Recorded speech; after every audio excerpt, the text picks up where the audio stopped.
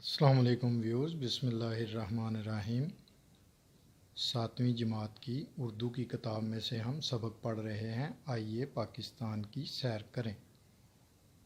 اس کے خاص الفاظ جو ہیں: فلک بوس، المان الحفیظ، آثار قدیمہ، حلقہ بگوش، ملیہ میٹ،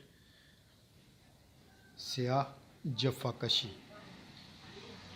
ہمارا پیارا وطن پاکستان 14 اگست 1947 کو دنیا کے نقشے پر ابھرا۔ پاکستان قدرتی وسائل سے مالا مال ملک ہے۔ اس کی سونا اگلتی زمین میں ہر طرح کی فصلیں پیدا ہوتی ہیں۔ اس میں خوش ذائقہ پھلوں کے باغات بھی ہیں۔ اس کے سینے پر بہنے والے دریا ہمارے کھیتوں کو سیراب کرتے ہیں۔ اس میں فلک بوس پہاڑی چوٹیاں بھی ہیں۔ گیت گاتی آبشاریں اس کے حسن کو چار چاند لگاتی ہیں۔ اللہ تعالیٰ نے ہمارے ملک کو سمندر سے بھی نوازا ہے۔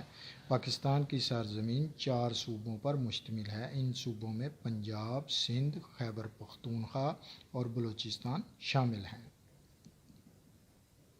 بلوچستان کی سرزمین پھلوں کی پیداوار کے لحاظ سے مشہور ہے۔ پاکستان کا 90% انگور یہاں پیدا ہوتا ہے۔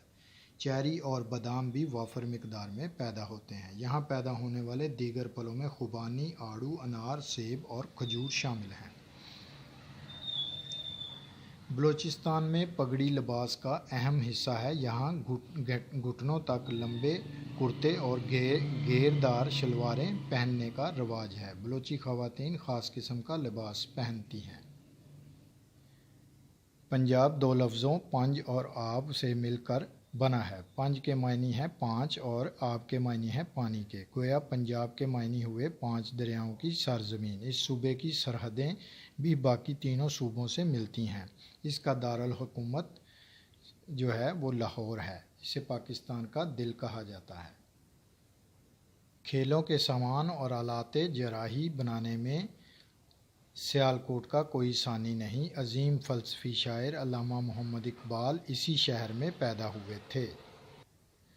سندھ کو مہران کے نام سے بھی پکارا جاتا ہے۔ سندھ کا لفظ سندھو سے نکلا ہے۔ سنسکرت میں سندھو میں دریا کو کہتے ہیں۔ دریائے سندھ کی وجہ سے اسے یہ نام دیا گیا۔ یہاں کا دارالحکومت کراچی ہے۔ یہ پاکستان کا سب سے بڑا شہر ہے۔ اسے روشنیوں کا شہر کہا جاتا ہے اور اس شہر میں قائد اعظم کا مزار بھی ہے۔ خیبر پختونخوا کا پرانا نام شمال مغربی سرحدی صوبہ تھا۔ اس کا صوبائی دارالحکومت پشاور ہے۔ مردان، ڈیرہ اسماعیل خان، ایبٹ آباد، ہری پور اور بنوں اس صوبے کے مشہور شہر ہیں۔ یہاں زیادہ تر لوگ پشتو زبان بولتے ہیں۔ پختونخوا کے مشرقی حصے ہزارہ ڈویژن، خاص طور پر ایبٹ آباد، مانسہرہ اور ہری پور میں ہند کو بولی جاتی ہے۔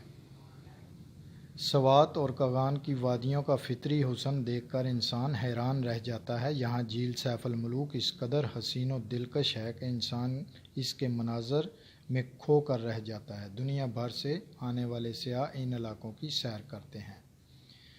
اپنا خیال رکھیے گا۔ نیکسٹ ویڈیو میں ملیں گے نیکسٹ سبق کے ساتھ۔ اللہ حافظ۔